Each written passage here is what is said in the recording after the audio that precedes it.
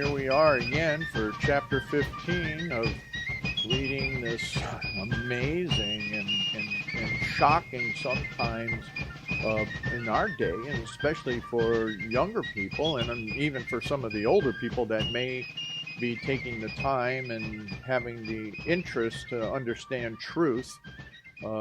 Is shocking to hear as we continue on with the Chaplains and Clergy of the Revolution by J.T. Headley that was published in 1864. Wow, that last chapter, the last few chapters actually have just always just impressing me, and I hope you, that we need to be men and women as you grow to be men and women, that we honor God and we do our duty. Our duty extends as you continue and you learn, especially from the Old Testament. It extends into society, and not just jumping up on rooftops waiting for Jesus to come back, because I don't think that's what the Bible tells us to do. It tells us that we should be standing for righteousness and justice, and that we should be doing those things which are correct and fulfilling the activities that God would want us to fulfill in our present time and in everything that we do. So let's get on with chapter 15 is Abner Benedict. Abner Benedict. So this is what this chapter is about. His birth and education. He settled at Middletown, becomes chaplain in the army at New York, description of a terrific thunderstorm, the Battle of Long Island, his feelings, the last to leave the shore in the retreat. Wow. The invention in submarine navigation, manufactures saltpeter for powder, elected professor in Yale College, his character, and his death. Wow, here's a guy, we got submarines that are doing some phenomenal things, and Papa spent a little bit of time on a submarine here and there, and not only was this guy, the inventions in submarine navigation, holy smokes, that's something else back then. Then he manufactures saltpeter for powder. So this guy was figuring out how to make better gunpowder. Wow. Here's a pastor? Well, let's find out. This is going to be interesting. I'm real interested in this one. And he's a scientist. He's elected a professor at Yale. Oh boy. All right, here we go. Ready? Abner Benedict was born in North Salem, New York, November 9th, 1740. A classmate of Timothy Dwight, he graduated at Yale in 1769 and studied theology with the celebrated Dr. Bellamy of Bethlehem, Connecticut. He married Lois Northrop of New Milford, Connecticut in 1771, and the next year was ordained and settled at Middletown of the same state. He retained his connection with this church 14 years, though, like his classmate Dwight, he was absent apart from the time as a volunteer chaplain in the Army. An ardent patriot, his sympathies drew him away to the field where his countrymen were battling for their rights. But when the tide of war rolled southward, he returned to his parish. He was with the army in New York, and being deeply interested in the efforts put forth to destroy the enemy ships by torpedoes, made some inventions in submarine navigation, which were looked upon with great favor by those whom they were submitted. He often spoke of excitement which the news of the landing of the British on Long Island created in the army, and of its effect on the inhabitants, who saw that the final struggle for New York was at hand. The day around which clustered such momentous destinies closed with what seemed an awful omen of good or ill to the American cause. Mr. Benedict was in the ranks on Brooklyn Heights at that time, from the ramparts of which he could look out on the rolling country, dotted with troops hurrying in every direction. The most intense excitement prevailed throughout the city, and reinforcements had been pushed rapidly forward all day to meet the coming shock. But crowded as the day had been with anxious fears and gloomy foreboding, the coming on of evening brought new terrors.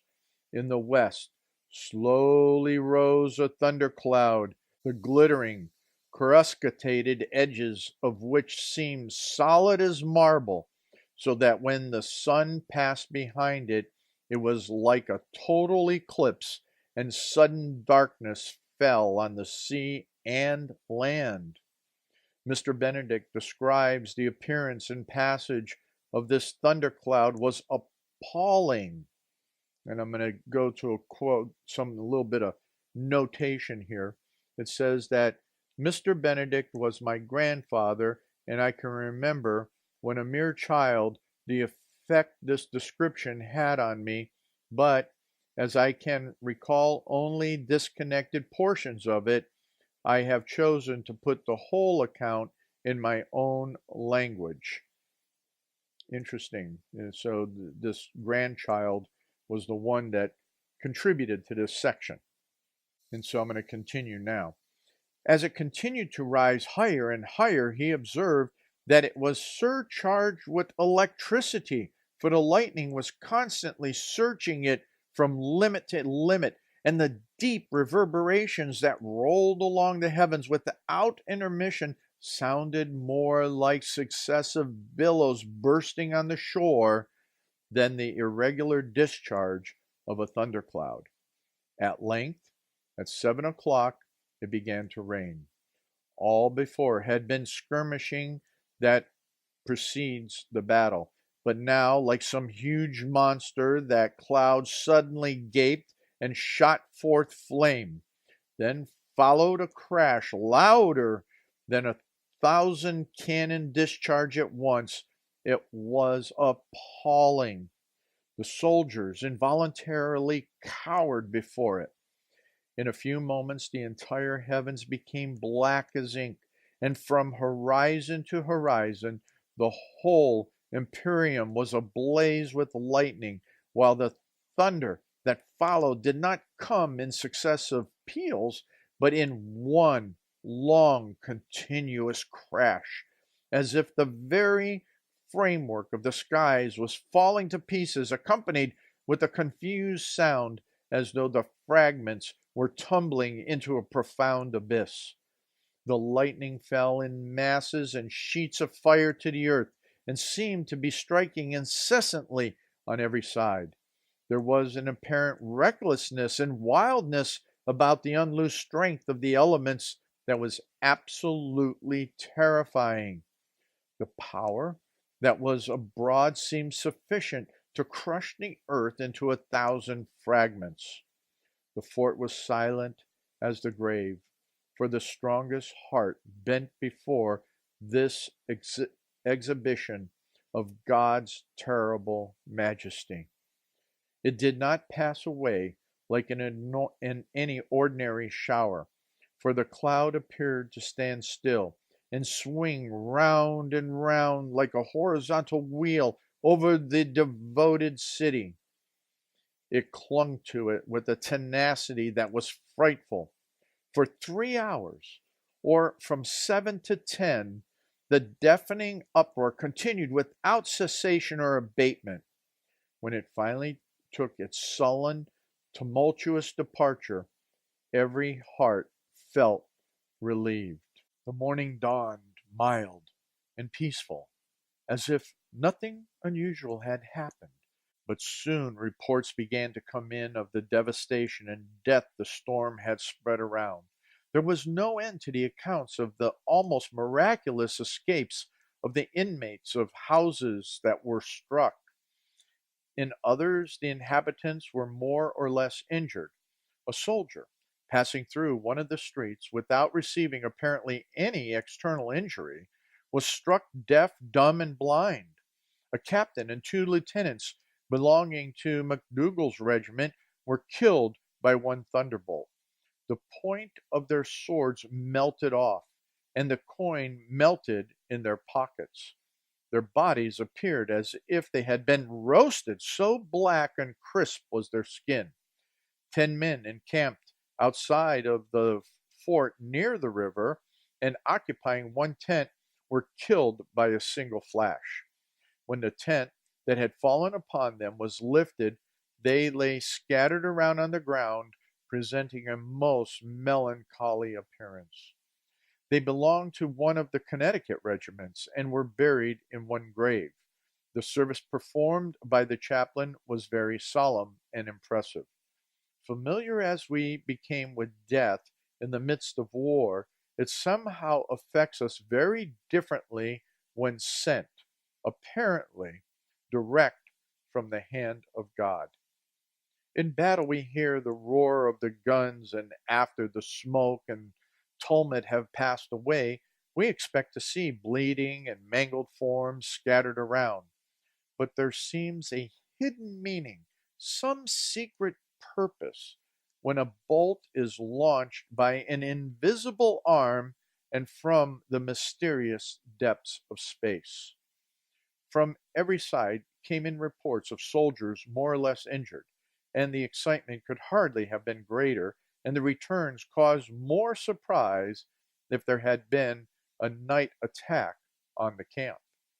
Mr. Benedict said he could not account for the cloud remaining so long stationary unless the vast amount of arms collected in and about the city held it by attraction and drew from it such a fearful amount of electricity. And here's another subnote. This explanation was in accordance with the theory of thunderstorms at that time. So that was a theory at that time. So now continuing. At the regimental prayers next morning, he felt peculiarly solemn. The great battle so near at hand, to be perhaps a decisive one for his country, filled him sad foreboding. Scarcely were the religious services finished when strains of martial music were heard near the ferry, and not long after after column came winding up the heights toward the fort. They were 6 battalions sent over by Washington, accompanied by General Putnam, who was to take chief command. The general was received with loud cheers, and his presence inspired universal confidence. In a short time, the whole country, to the front and right, as far as the eye could reach, was covered with the smoke of battle, and shook to the thunder of cannon. When the tumult ceased, the fields alive with fugitives from the American army told how disastrous the day had been. Mr. Benedict's heart was filled with the most poignant sorrow, for not only had the Americans lost the battle, but the whole army was now threatened with total destruction. The silence of the evening that followed was more oppressive than the uproar and carnage of the day. For what now can save the army? Trembled on every lip. No one believed the fort could be defended, as all the approaches to it were in the enemy's power, while the first movement to retreat across to the city would bring the ships of war lying just below into their midst. In this fearful dilemma, fervent prayer went up to him who alone could deliver. As if in answer to those prayers, when night deepened, a dense fog came in. It came rolling in and settled on land and water. At the same time, with the turn of the tide, a strong east wind arose that sent the water with the force of a torrent into the bay, effectually preventing for the time the ships, if they had desired it, from entering the river. Under cover of this fog and the night, Washington silently withdrew his entire army across to New York. Mr. Benedict, who watched the progress of this movement with an anxiety that mocked expression, remained behind, while boatload after boatload drifted away in darkness. When the army was all over, he then consented to go also, and stepping into a boat, was one of the last who left that disastrous shore. He retreated with the army to Harlem Heights, and was present in the skirmishes that followed, and witnessed the Battle of White Plains. In the disruption of the army that succeeded the fall of Fort Washington, he returned to his parish. He continued an ardent patriot throughout the war, rendering his country every service within his power. When it was in distress on account of the scarcity of powder, he made various experiments in the manufacture of saltpeter from materials never before used, in which he was entirely successful. He hailed with unbounded delight the return of peace, and a daughter being born to him on the day of its declaration, he named her Irene, the Greek word for peace. He dissolved his connection with the parish in Middletown in 1785 and was afterwards settled over various parishes in succession. The last field of his labors was Roxbury, New Jersey, where he died in 1818, aged 78 years. At one time, he was elected professor in Yale College, but declined to accept this appointment. A man of thorough education, of deeply philosophical mind, and a distinguished mathematician, he left behind him several pamphlets on various subjects, and among others one on tides and winds, and another on submarine navigation and attack. Of noble sympathies, warm and generous affections, ardent piety, he was known and loved far and wide, and his memory is still fondly cherished in the places where he labored. Wow, what another amazing individual! A mathematician, a pastor. I think some of the things that captured me was the description of the battle at Fort Washington, that thunderstorm. I've heard about that bad weather and read some other historical accounts of it, but that was tremendous. And I just amazing as to how the hand of God affects things. In our modern times, it's all about, science this and science that. Well, yeah, science is important. It's taking and understanding God's universe. But God rules the waves, He rules the wind, He kept the wind and the tide such that the ships could not come up the river, and miraculously, Washington was able to move his army and escape. Uh, why that cloud was over the city before that great battle and affected the troops in such a way, we don't know. But we've seen in the Old Testament the mighty hand of God, how He takes and He does interact with us here on earth continuously. We know that Jesus interacted with us. We know what Jesus did on the cross for us. And we know that God will always, always act in and upon His creation. You know why? Because He created it. And He holds all things together. He holds everything together. He created you.